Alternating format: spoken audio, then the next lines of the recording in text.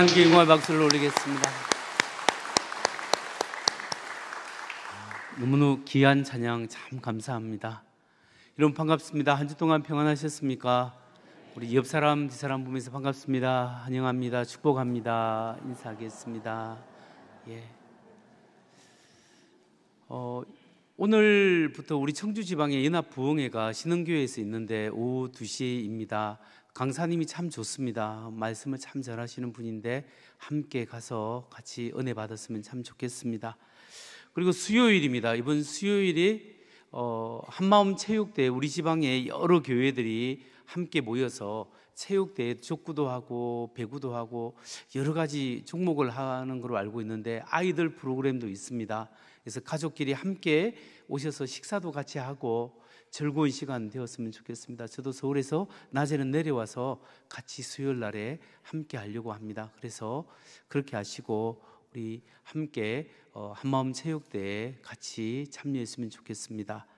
그리고 1:1 제자 양육, 우리 간정 양승진 집사님 간정했듯이 귀한 간정에 감사드리고, 여러분 1:1 제자 양육을 받으시기 바랍니다. 특히 우리 교회에 오신 새 가족들은 이렇게 1:1 제자 양육을 받으시면 훨씬 더 이렇게 신앙의 기초를 쌓는 데 도움이 됩니다. 이렇게 함께 참여해 주시면 감사하겠습니다. 오늘은 감옥 밖의 죄수들, 감옥 안의 자유인이라는 제목으로 말씀을 전하고자 합니다. 여러분, 다가오는 11월 2일 날 어떤 행사가 있죠? 기독교 변정 컨퍼런스, 2024년 기독교 변정 컨퍼런스입니다. 이번 기독교 변정 컨퍼런스의 주제가 무신론 시대 왜 기독교의 하나님인가 라는 주제로 정했습니다. 여러분, 우리가 많이 홍보도 하고 또 여러분도 참여하고 주위의 사람들에게 많이 알려서 함께 참여해서 전도의 귀한 기회가 되기를 간절히 바라고 기도하고 함께 했으면 참 좋겠습니다. 여러분, 오늘날 우리 시대, 우리가 살아가는 시대의 대표적인 세계관, 이 시대를 이끌어가는 대표적인 세계관이 뭔지 아십니까? 그게 바로 무신론적 세계관입니다. 무신론적, 이 세상에 하나님은 없다라고 생각하는 무신론적 세계관이 대표적인 세계관 중에 하나입니다. 이 무신론적 세계관은 세 가지 가지가 있는데, 첫 번째 하나는 뭐냐 하면 자연주의, 유물론적 자연주의 세계관입니다. 그것은 이 세상에 존재하는 것은 오직 물질만 존재한다. 정신도 없고 천사도 없고 하나님도 없고 죽음 이후의 삶도 없고 그냥 오직 이 세상 물질만 존재한다 생각하는 유물론적 자연주의 세계관이 있습니다. 뿐만 아니라 그 다음 이 세상을 지배하는 또 대표적인 세계관은 바로 과학주의 세계관입니다. 과학으로 모든 것을 이해할 수 있다라고 생각하는 과학주의 세계관. 그리고 또 다른 하나의 세계관은 이 세상에는 절대 진리가 없고 모든 것이 상대적이다, 상대주의적이면서 그것을 주장하는 포스트 모던 세계관입니다. 그래서 이렇게 자연주의 세계관, 과학주의 세계관, 포스트 모던주의 세계관, 이 세 가지 세계관이 이 시대를 이끌어가는 대표적인 세계관이라고 생각할 수 있는데요, 이 세 가지 세계관의 근본 뿌리가 뭐냐면 무신론적 세계관이다, 하나님은 없고 이 세상에 오직 물질뿐이다 라고 생각하는 이런 무신론적 세계관이 기반을 가지고 있습니다. 그런데 우리 한국 사람들도, 한국에도 이런 무신론적 세계관이 굉장히 뿌리 깊이 내려가 있다라는 사실을 여러분 아시는지요? 지난해 2023년입니다. 글로벌 리서치 기관인 입소스라는 기관에서 세계 26개국에 대해서 사람들의, 세계인들의 종교 의식에 대해서 설문조사를 했습니다. 세계인의 종교 의식에 대해서 설문조사를 했는데 거기서 주로 나온 항목이 뭐냐 하면 하나님은 존재하는가, 하나님의 존재를 믿는가라는 항목에서 한국은 아주 낮은 점수를 얻었습니다. 한국 사람들은 이 세상에 하나님이 존재한다는 것을 10명 중에 3명만 믿습니다. 근데 세계 평균이 몇 명이냐? 도표를 한번 보면 세계 평균이 10명 중에 6명이 하나님이 존재한 것을 믿습니다. 뭐 브라질이나 미국은 굉장히 많은 사람들이 10명 중에 8명, 9명이, 7명 이상이 이렇게 하나님의 존재를 믿죠. 그런데 우리나라는 26개국 중에 25위, 한 10명 중에 3명 정도만 하나님이 존재한 것을 믿고 있습니다. 그뿐만 아니라 죽은 이후의 삶이 있는가 할 때 천국이 있고 지옥이 있다, 여기에 대해서 믿는 믿음을 가진 것은 우리나라 사람들 투표를 한번 보면 우리나라 사람들이 굉장히 다른 나라 사람보다 천국과 지옥을 믿는 경향이 낮다라고 생각을 할 수 있습니다. 이걸 뭘 이야기하냐면 우리나라 사람들은 무신론적 하나님을 믿지 않는 세계관뿐만 아니라 굉장히 현실지향적인 세계관을 가지고 있다. 다시 말해서 우리가 이 세상이 중요하고 사람이 이렇게 살다가 죽으면 끝이다. 살았을 때 즐기고 잘 먹고 잘 살고 그러다가 죽자. 그래서 죽으면 모든 것이 사라진다. 이런 생각을 가진 것이 대표적으로 한국인의 특성이라고 볼 수가 있겠습니다. 그런데 문제는 한국 사람이 이렇게서 끝나지 않고 동아시아 5개국 사람들 중에 최근 1년 동안 명상이나 점이나 운세나 이렇게 구슬한 사람들, 여기에 대해서 설문조사를 했는데 그 설문조사가 당연히 한국이 어뜸입니다. 명상을 제일 많이 했고 오늘의 운세나 점을 보거나 구슬한 경향이 한국 사람이 다른 나라, 일본, 대만, 홍콩, 베트남보다 훨씬 더 많다라는 거죠. 여러분, 이 통계 사실이 우리에게 알려주는 것이 무엇일까요? 한국 사람들은 무신론적 세계관을 가지고 있으면서도 동시에 영적으로 뭔가 갈급함이 있다는 거예요. 뭔가 채워지지 않는 그런 불안이 있고 갈급한 그런 영적인 갈급함이 있다는 사실을 우리가 이 통계를 통해서도 알 수 있는 거죠. 어찌 보면 하나님을 믿지 않는 사람들은 뭔가 자유로운 것 같지만 뭔가에 갈망하고 갈급하는데 갇혀 있다라고 볼 수 있습니다. 갈망 속에 갇혀서 살아가는 사람, 끊임없이 뭔가를 추구하고 뭔가를 기대하는, 갈급해하는 그런 갈망 속에 갇혀 있는 사람이 있습니다. 반면에 하나님을 믿는 우리 크리스찬들은 겉으로 보면 우리가 예배를 드리고 고리타분하게 도덕적으로 살아가기 때문에 고리타분하다고 생각할 수 있지만 그렇지 않습니다. 우리는 진리를 가졌습니다. 참된 진리를 알고 경험하는 사람은 오히려 자유로울 수 있어요. 무엇이 진리인가? 어떻게 살아가는 것이 참된 삶인가? 무엇을 위하여 살아가는가? 인생의 의미와 목적을 분명하게 아는 것이 크리스찬이에요. 그러니까 그 삶이 더 자유로울 수 있습니다. 여러분, 요한복음 8장 32절에서 예수님께서 이렇게 말씀했습니다. 진리를 알지니 진리가 너희를 자유롭게 하리라. 진리를 알지니 진리가 너희를 자유롭게 하리라. 진리가 뭐냐? 진리는 예수 그리스도예요.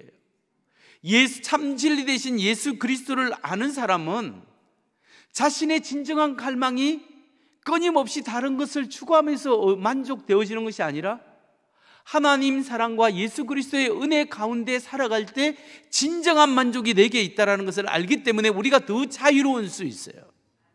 여러분, 우리가 우리 자신의 정체성에 대해서 잘못 이해하면 안 됩니다.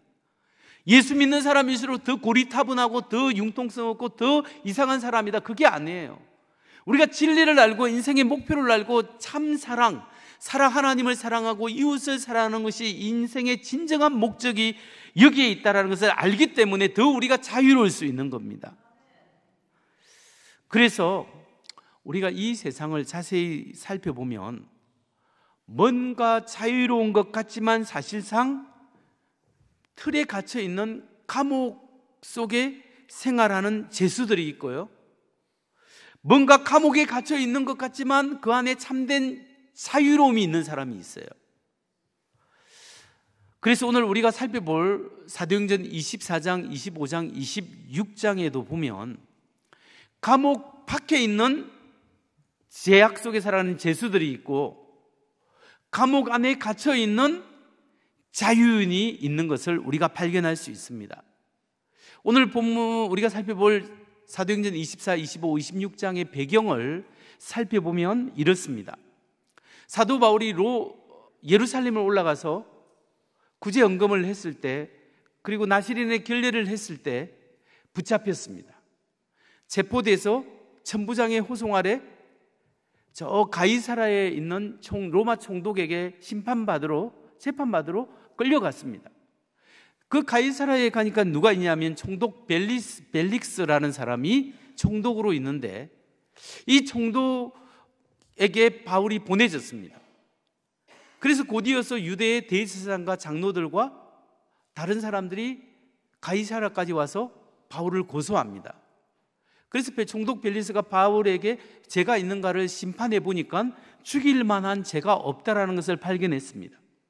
그럼에도 불구하고 총독 벨리스는 유대 사람들에게 마음을 사기 위해서 바울을 감옥에 가둬둡니다. 2년 동안 가둬두는 내용이 사도행전 24장에 나옵니다. 이제 25장에 가면 총독 벨리스의 임기가 끝나고 총독 베스도가 다시 임명되어 옵니다. 새로 부임한 베스도가 오자마자 바울을 신문합니다. 바울의 죄를 신문했지만 바울이 죽일 죄를 찾지 못했습니다.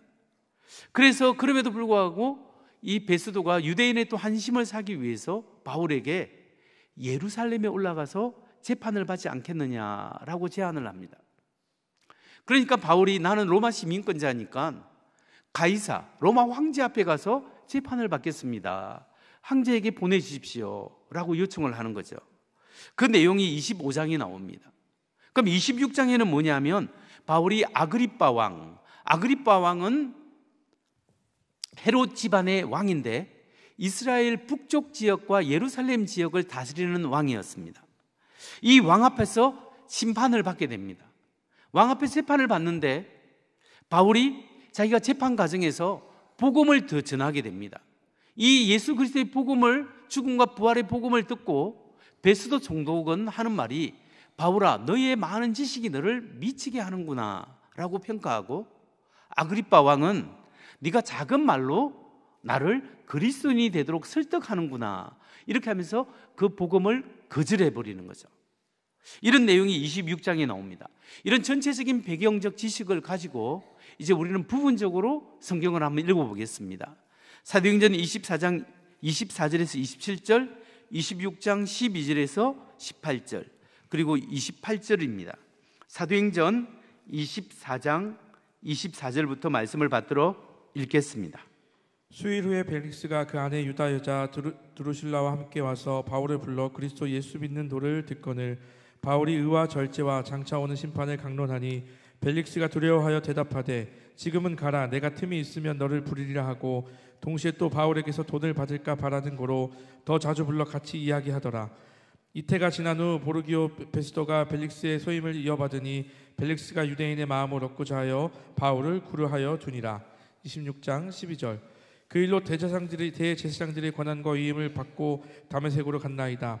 왕이여, 정오가 되어 길에서 보니 하늘로부터 해보다 더 밝은 빛이 나와 내 동행들을 둘러 비추는지라. 우리가 다 땅에 엎드러짐에 내가 소리를 들으니 히브리 말로 이르되 사울아 사울아, 내가 어찌하여 나를 박해하느냐. 가시체를 뒷발질하기가 내게 고생이니라. 내가 대답하되 주님 누구시나이까. 주께서 이르시되 나는 내가 박해하는 예수라. 일어나 너의 발로 서라. 내가 내게 나타난 것은 곧 내가 나를 본 일과 장차 내가 내게 나타난 일에 너로 종과 증인을 삼으려 함이니 이스라엘과 이방인들에게서 내가 너를 구원하여 그들에게 보내어 그 눈을 뜨게 하여 어둠에서 빛으로 사탄의 권세에서 하나님께로 돌아오게 하고 죄사함과 나를 믿어 거룩하게 된 무리 가운데서 기업을 얻게 하리라 하더이다. 28절. 아그리빠가 바울에게 이르되 내가 적은 말로 나를 권하여 그리스도인이 되게 하려 하는도다. 바울이 이르되 말이 적으나 많으나 당신뿐만 아니라 오늘 내 말을 듣는 모든 사람도 다 이렇게 결박된 것 외에는 나와 같이 되기를 하나님께 원하나이다 하니라. 아멘. 오늘 우리는 이 사도행전 24장, 25장, 26장 말씀을 통해서 발견할 수 있는 것은 감옥 밖에 있는 죄수가 있고 감옥 안에 있는 자유인이 있다는 것을 발견할 수 있습니다. 그렇다면 여러분, 과연 어떤 사람이 감옥 밖에 있는 죄수이겠습니까? 또한 어떤 사람이 감옥 안에 있는 자유인으로 살고 있겠습니까? 자기가 자유롭다고 하지만 실상은 갇혀 있어 죄인의 모습으로 갇힌 모습으로 살아가는 삶의 특징은 무엇일까요? 마치 뭔가를 틀에 있으면 고리타분한 것 같고 어리석은 것 같지만 진정한 자유인의 삶을 사는 사람의 특징은 또한 무엇일까요? 우리가 첫 번째 살펴볼 질문은 이것입니다. 감옥 밖에 있는 죄수는 과연 누구인가? 그리고 감옥 밖에 있는 죄인의 특징은 무엇인가? 라는 질문입니다. 여러분, 누가 감옥 밖에 있는 죄수이고 그 감옥 밖에 있는 죄인의 특성은 무엇일까요? 첫째로 로마 총독 벨릭스가 감옥 밖에 있는 죄수고 하나님의 말씀이 죄를 지적할 때 회개하고 돌이키지 않는다는 특성이 있습니다. 여러분, 자신이 자유하다고 믿지만은 하나님의 말씀이 그 죄를 지적할 때 회개하고 돌이키지 않는 사람은 사실 감옥에 있지 않지만 밖에 있지만 사실은 죄인의 모습으로 살아가고 있는 것입니다. 사도행전 24장에 나오는 총독 벨릭스는 예루살렘으로부터 압송해온 사도 바울을 신문할 수 있는 권한을 가지고 있습니다. 예루살렘에서 온 대제사장이 왔고 장로들이 왔고 변호사 드둘로라는 변호사도 데리고 왔습니다. 그래서 그 사람들이 바울의 죄가 죽을 죄입니다라고 성전을 모독하고 하나님을 모독했다라고 하면서 이렇게 고소하고 고발합니다. 그때 바울은 총독 벨릭스 앞에서 자기의 이야기를 변호합니다. 입장을 변호하는데 사도행전 24장 10절 말씀을 보겠습니다. 총독이 바울에게 머리로 표시하여 말하라 하니 그가 대답하되 당신이 여러 해 전부터 이 민족의 재판장 된 것을 내가 알고 내 사건에 대하여 기꺼이 변명하나이다 라고 하면서 자기 입장을 밝히는데 내가 예루살렘에 올라간 지 12일밖에 안 됐습니다. 12일밖에 안 되고 그것도 나시린의 결례를 예식을 행하기 때문에 뭐 소동을 일으키거나 문제를 일으킨 적이 없습니다. 뿐만 아니라 나는 예수 그리스도의 죽음과 부활을 전한 그밖에 없습니다 라고 이야기하는 거죠. 그때 이제 벨릭스 총독이 바울이 죽일 만한 그런 죄가 없다라는 사실을 분명하게 알게 되었죠. 그래서 바울에게 감옥에 집어넣지만 자유를 주고 친구를 만날 수 있도록 그런 어느 정도 융통성을 발휘해 주었습니다. 뿐만 아니라 이 총독 벨릭스는 그의 유대인 아내 드루실라와 함께 바울을 통해서 하나님의 말씀을 들을 수 있는 기회를 가졌습니다. 이게 특권이죠. 사도행전 24장 24절로 25절 말씀을 봅니다. 수일 후에 벨릭스가 그의 아내 유대 여자 드루실라와 함께 와서 바울을 불러 그리스도 예수 믿는 도를 듣거늘 바울이 의와 절제와 장차 오는 심판을 강론하니, 바울이 벨릭스와 드루실라에게 예수의 복음을 전하고 의와 절제와 장차 올 심판에 대해서 하나님의 말씀을 전했습니다. 여러분, 이 벨릭스와 드루실라는 당대 최고의 전도자, 당대 최고의 신학자인 사도 바울로부터 직접 하나님의 말씀을 들은 사람이에요. 그런데 그 하나님의 복음을 들었음에도 불구하고 이 벨릭스의 반응이 어땠을까요? 24장 25절에 나옵니다. 보면 바울이 의와 절제와 장차 오는 심판을 강론하니 벨릭스가 두려워하여 대답하되 지금은 가라, 내가 틈이 있으면 너를 부르리라 하고. 벨릭스가 바울로부터 하나님의 말씀을 들었는데 두려워했다라는 거죠. 두려워해서 지금 가라, 지금 못 듣겠다, 다음에 부를게, 이렇게 했는데 벨릭스 총독이 왜 바울의 말을 듣고 두려워했겠습니까? 그 이유는 바울을 통해서 전해지는 하나님의 말씀이 벨릭스의 그 죄에 대해서 신랄하게 하나님이 지적하고 있기 때문에 그렇습니다. 죄에 대해서 회개하라고 이렇게 촉구하고 있기 때문에 그렇습니다. 이걸 어떻게 알 수 있냐면 배경적인 지식을 보면 알 수 있습니다. 로마 역사가 중에 유명한 사람이 타키투스라는 역사가가 있습니다. 이 사람이 쓴 책의 기록에 의하면 벨릭스가 나와요. 근데 이 벨릭스가 어떤 사람이냐 하면, 벨릭스가 함께 하나님의 말씀을 듣고 있는 그의 유대 여인 드루실라라는 사람이 있는데, 이 드루실라는 벨릭스의 두 번째 부인입니다. 벨릭스가 자기 조강지처를 버리고 유대 아그리파 1세의 딸이 바로 드루실라입니다. 유대 헤롯 가문의 왕의 딸이 드루실라인데 이 왕의 딸을 드루실라와 결혼을 했습니다. 근데 이 결혼한 게 문제가 아니고, 문제가 뭐냐면 결혼하기 전에 드루실라도 이미 다른 사람하고 결혼 생활을 하고 있었어요. 하고 있었는데 이 벨릭스가 드루실라가 마음에 들어서 저 여인과 결혼해야 되겠다 해서 자기 친구 마술사 시몬을 보낸답니다. 그래서 요세푸스의 기록에 의하면 시몬을 보내서 이렇게 마술을 행하고 난 다음에 신기한 것을 보여주고 난 다음에 드루실라에게 이야기합니다. 드루실라여, 당신이 벨릭스라는 사람과 함께 살면 당신의 여생이 행복할 것입니다. 이렇게 이야기했다고 합니다. 결국은 드루실라는 그 이야기를 듣고 자기 남편을 버리고 이 벨릭스 총독과 결혼을 했는데, 문제는 또 이 벨릭스 총독에게도 부인이 있었어요. 근데 부인을 버려두고, 양쪽 남편을 버리고 부인을 버려두고 두 사람이 결혼을 하게 된 겁니다. 이렇게 보면 어찌 보면 부도덕한 사람, 그 사람들이 바울에게 있어서 복음을 전하는데 하필 예수 복음을 들으면서 어떤 거냐면 의로움과 어떻게 하면 어렵게 살아가고 어떻게 하면 절제의 삶을 살아가야 되고, 그리고 어렵고 절제의 삶을 살지 못할 때 하나님이 어떻게 심판하신다, 여기에 대해서 말씀하는 이 말씀이 그들의 상황에 정확히 꽂히게 되는 거죠. 그들의 부도덕한 삶에 대해서 바울이 의도했건 의도하지 않았던 하나님의 말씀으로 지적하고 있는 거예요. 이렇게 의와 절제와의 삶과는 거리감은, 거룩한 삶과의 거리감, 상가의 거리가 먼 사람들에게 바울은 의와 거룩을 이야기하고 거기에 대한 하나님의 심판을 이야기했을 때 두려워하고 충격을 받았다라는 거죠.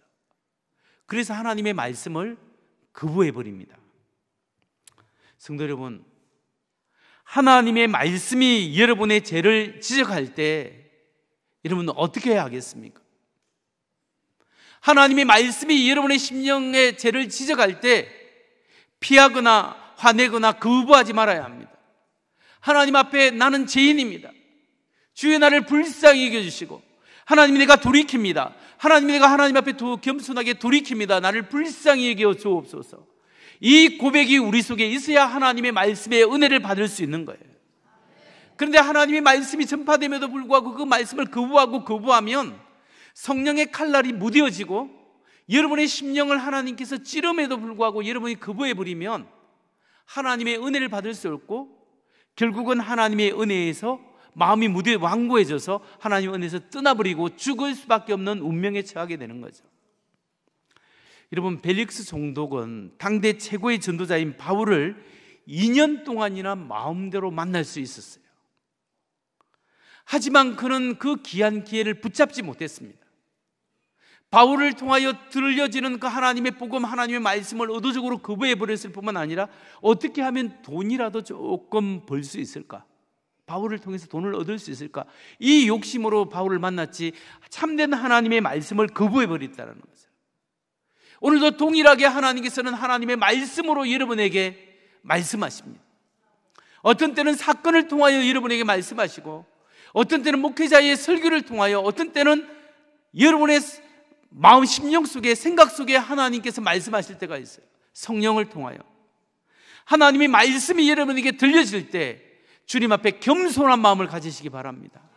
그리고 하나님 앞에 회개하고 돌이킬 때 하나님의 은혜를 경험하는 여러분 되시기를 주의 이름으로 축원합니다. 두 번째로, 감옥 밖에 사는 죄수의 특징은 무엇이겠습니까?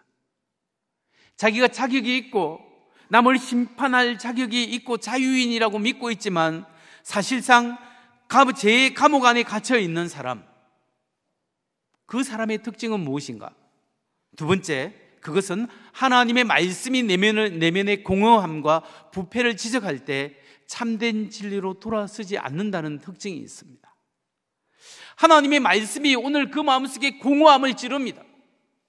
내가 이것을 가지면 만족하겠거니, 저것을 성취하면 내 마음속에 기쁨이 있겠거니, 그러나 공허합니다. 그 마음을 찌릅니다. 그리고 마음의 부패함을 찌르는 거예요.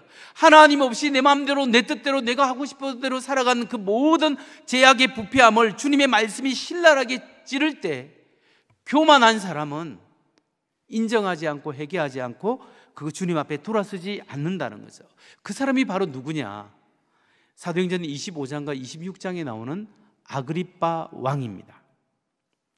아그리빠 왕은 실제로 아그리빠 2세 왕이라고 부릅니다. 아그리빠 2세 왕의 정조 할아버지가 누구냐 하면 바로 헤롯 대왕입니다. 헤롯 대왕이 어떤 사람이죠? 예수님이 베들레헴에 태어났을 때, 유대 땅 베들레헴에 태어났을 때 그 소식을 들은 사람이 헤롯 대왕이죠.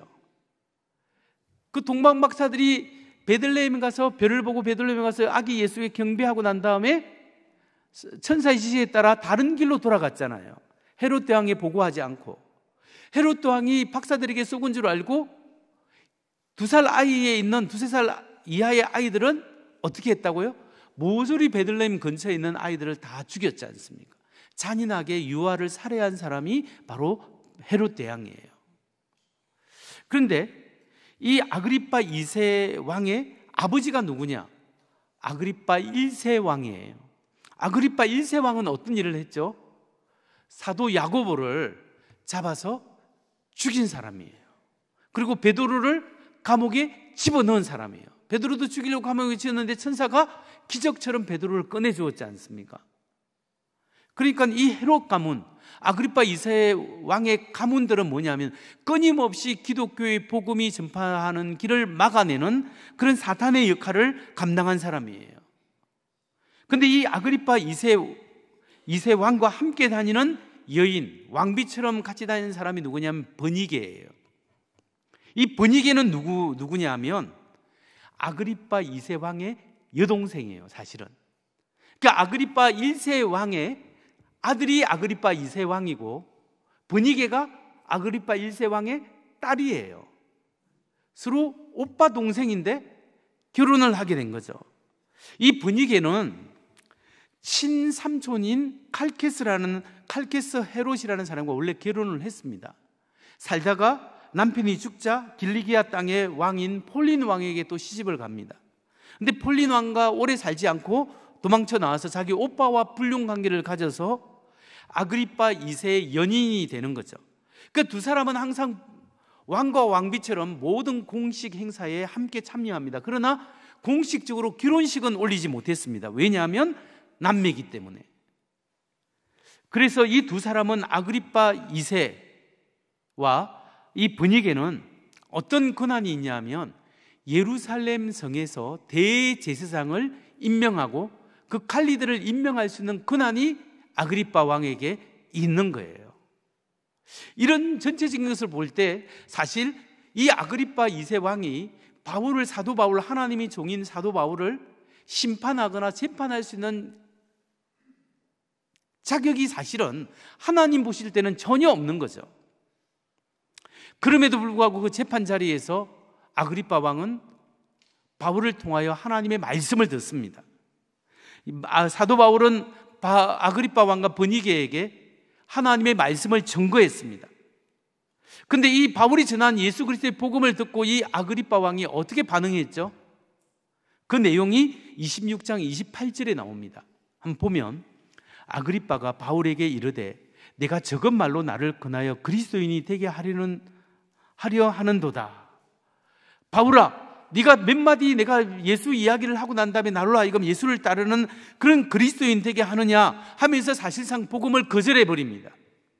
바울은 지금 심판 자격이 없고 하나님의 말씀을 받을 자격이 없는 부패하고 이 잘못된 행동을 하고 있는 이 아그리빠 2세 왕에게 지금 하나님의 말씀을 증거했는데 이 사람이 자기 마음이 부패해 있기 때문에 그 말씀을 받아들이지 않고 거부해 버리는 거예요. 이것이 바로 자신이 자유하다고 믿지만 사실상 죄악 가운데 살아가는 사람의 특징이라는 거예요. 여러분, 내면적으로 공허하고 내면적으로 죄를 짓고 내면적으로 공허하면 할수록 겉으로 뭔가 번지르르하게 포장한다는 거 아시죠? 사도행전 25장 23절을 보면 이튿날 아그리빠와 버니게가 크게 위험을 갖추고 와서 천부장들과 시중의 높은 사람들과 함께 접근 장소에 들어오고 베스도의 명으로 바울을 데려오니, 여기 보면 아그리빠와 버니게가 크게 위험을 갖추고, 이게 무슨 말입니까? 왕복을 입고 왕비 옷을 입고 멋있게 하고 난 다음에 위험을 갖추고 딱 재판장에 들어왔다라는 거예요. 그러니까 그 사람들은 겉으로 보기는 번듯하게 번지르하게 위험 있고 화려한 옷을 입고 있고 모든 권력을 다 가지고 있는 것처럼 보이지만 사실 그들의 속 사람은 부정과 부패와 불륜과 두려움으로 가득 차 있었다라는 거예요. 그들은 겉으로 그럴싸하게 보였지만 사실은 비참한 사람이에요. 복음이 필요한 불쌍한 사람이었습니다. 세상에 부러울 것 없는 사람 같지만 세상에서 제일 불쌍한 사람이 그 사람들이에요. 그러니까 겉으로는 뭔가 있는 것처럼 보이지만 내면이 너무 썩어 문드러진 거예요. 여러분, 여러분의 모습은 어떻습니까? 나의 모습은 어떻습니까? 겉으로는 화려하고 뭔가 있는 것 같은데 내면으로는 죄를 짓고 공허하고 뭔가 계속적으로 갈망하고는 있지 않습니까? 결코 만족을 줄 수 없는 그것을 향해서 계속 그것을 가지기 위해서 계속적으로 갈망하고 살아가고 있지는 않습니까? 성도 여러분, 우리는 세상의 잣대로 우리 자신을 평가해서는 안 됩니다. 세상의 시각으로 내 자신을 평가해서는 안 되는 겁니다. 우리의 진정한 가치는 하나님이 나를 어떻게 평가하시는가, 하나님이 나를 어떻게 생각하고 계시는가, 여기에 우리의 진정한 가치가 있는 거예요. 여러분, 여러분이 가진 것이나 여러분이 지금까지 성취하고 있는 것이 무엇이든지 간에 가장 중요한 것은 지금 내 안에 무엇이 있는가, 지금 내 안에 예수 그리스도의 은혜가 있고 성령님이 계시고 하나님과의 사귐이 있고 주의 은혜와 사랑이 내 안에 있는가. 오늘도 그리스도의 은혜와 사랑이 나를 감동시키고 나와 그분과 동행하는 삶이 나에게 있는가. 이것이 중요하다라는 거예요. 우리 내면이 얼마나 주님으로 가득 차 있는가, 이것이 우리의 평가이라는 거죠. 여러분, 하나님으로 가득 차, 겉으로는 좀 부족하더라도 주님 때문에 행복하고 하나님의 은혜 때문에 오늘도 행복하게 살아가는 주님으로 가득 차는 여러분 되시기를 주의 이름으로 축원합니다. 마지막으로 세 번째, 참된 자유인의 삶의 특징은 그러면 무엇이겠습니까? 사도 바울처럼 감옥에 갇힌 삶을 살고 있지만, 환경적으로 지금 제한된 삶을 살고 있지만 그리스도 안에서 참된 자유를 누리고 살아가는 사람의 특징은 무엇일까요? 세 번째, 참된 자유인의 특징은 불편한 환경 속에서도 하나님의 은혜를 경험한다는 겁니다. 불편한 어려운 상황 속에서도 예수님의 참된 제자는 꼼짝 달싹할 수 없어 앞으로도 갈 수도 없고 뒤로도 갈 수 없고 그냥 막혀있는 그 어려운 상황 가운데서도 하나님을 바라보면서 하나님의 은혜를 경험할 수 있는 사람이 하나님의 사람들이고 참된 자유인이라는 거죠. 사도 바울은 예루살렘에서 가이사랴로 압송된 이후에 이제 감옥에 갇혔습니다. 얼마나 오랫동안 감옥에 갇혀 있었을까요? 사도행전 24장 27절의 세 번역으로 보면 답이 나옵니다. 2해가 지난 뒤에 보르기오 베스도가 벨릭스의 후임으로 직책을 맡게 되었다. 그런데 벨릭스는 유대 사람의 환심을 사고자 하여 바울을 가두어 둔 채로 내버려 두었다. 이거 보면 벨릭스 총독이 유대인의 환심을 사기 위해서 바울을 감옥에 내버려 두었는데 2년 동안 감옥에 내버려 둔 거예요.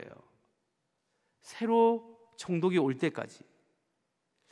근데 여러분, 바울이 지금 감옥에서 2년 동안 다른 사람을 만날 수 있고 자유는 좀 있지만 실제로는 온전한 자유인도 아니고 재판을 완전히 끝낸 기결수도 아니에요.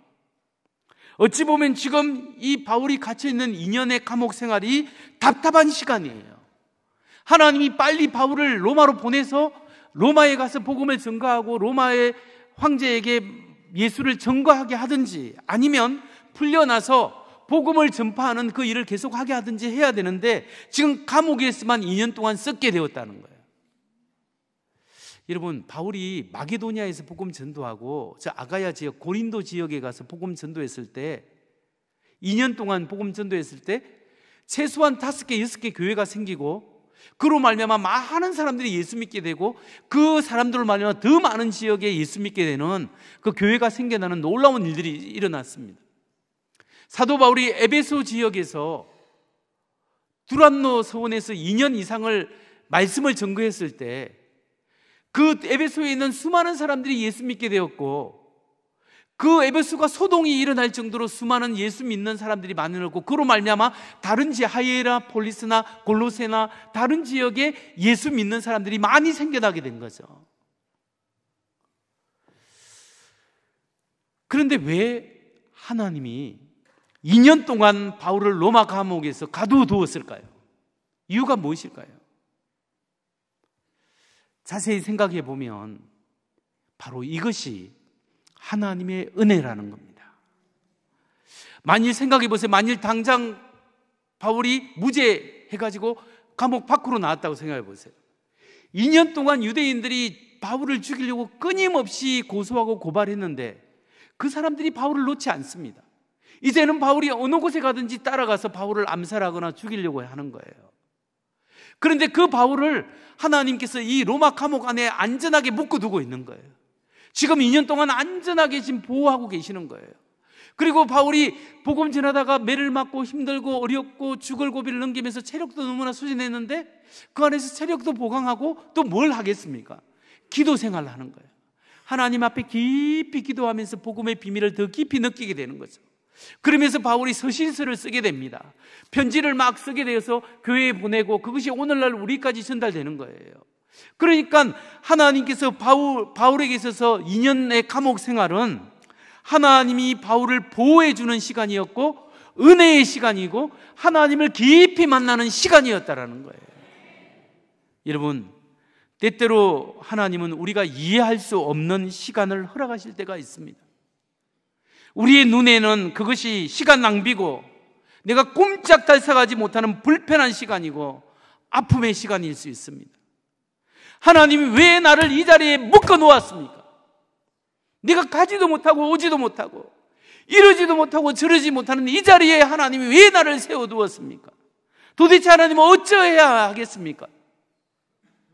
왜 나에게 이런 아픔을 경험하게 하십니까? 이렇게 하나님 앞에 외칠 때가 있지 않습니까? 하지만 바로 그 시간이 어쩌면 하나님이 허락하신 은혜의 시간일 수 있습니다. 정말 그 시간이 내가 하나님을 깊이 만나고 내 영혼이 성장하고 나에게 친밀하게 다가오는 하나님을 깊이 만나는 복된 시간이 될 수 있다는 것을 여러분 믿으시기 바랍니다. 제가 이 간증을 하고 마치려고 합니다.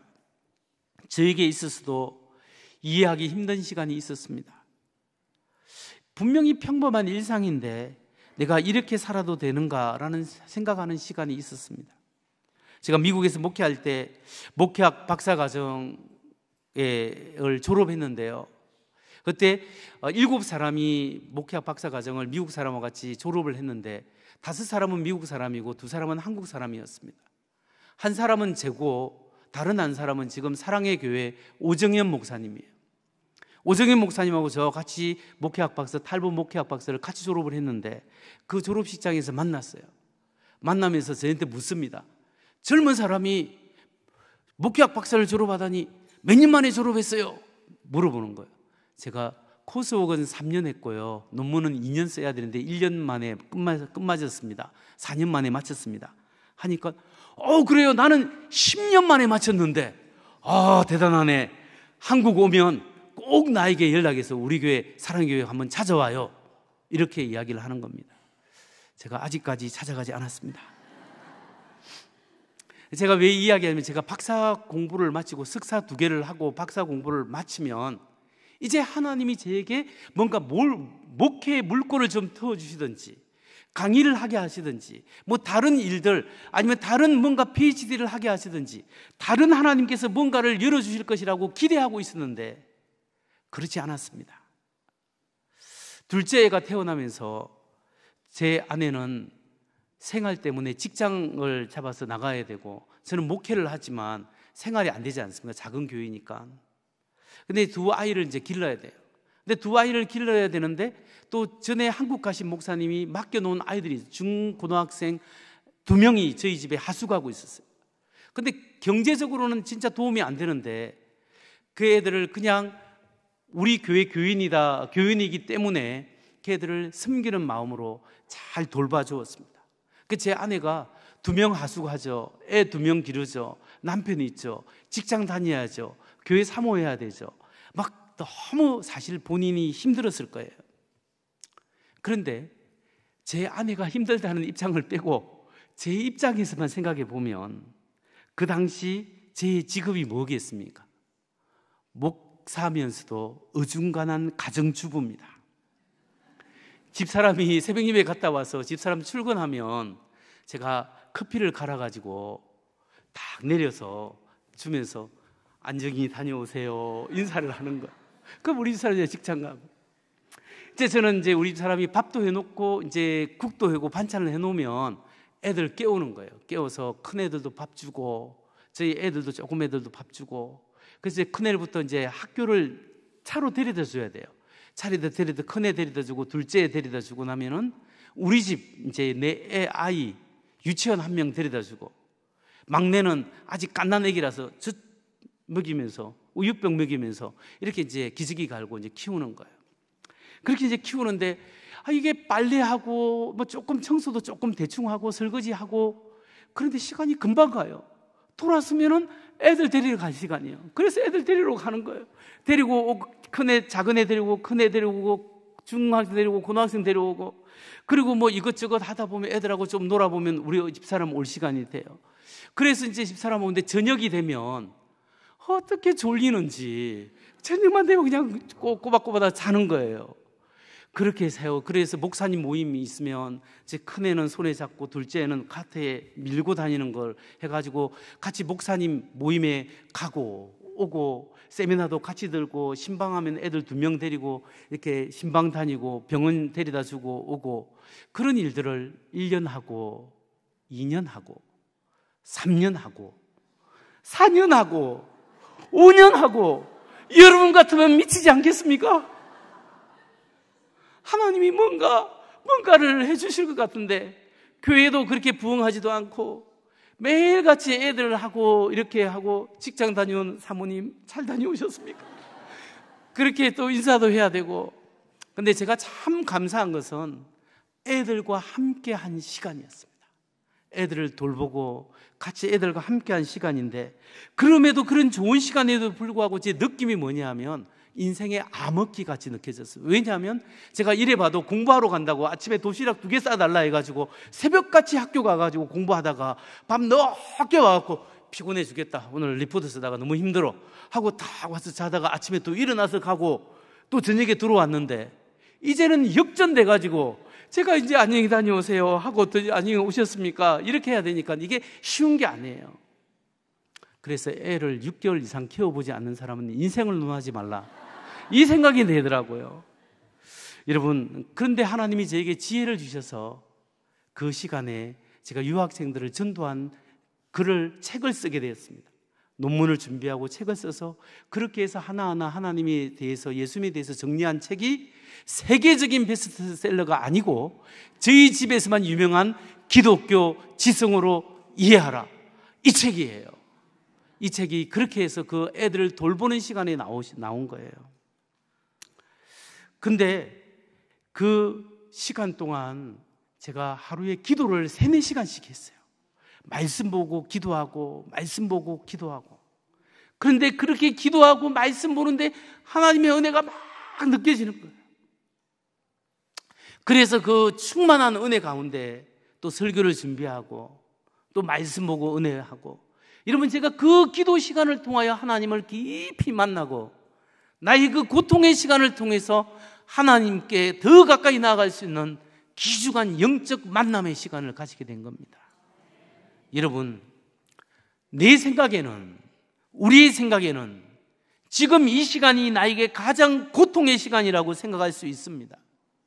하지만 신실한 하나님께서는 지금 이 시간이야말로, 내가 꼼짝달싹하지 못하는 이 시간이야말로 하나님의 은혜의 시간, 주님을 만나는 시간, 하나님의 은혜를 경험할 수 있는 시간일 수 있습니다.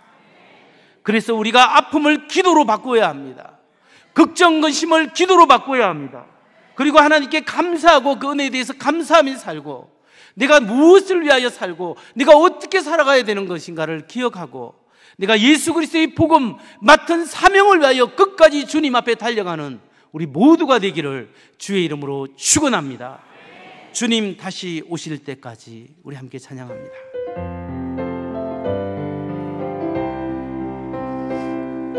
주님 다시 오실 때까지 나는 이 길을 가리라.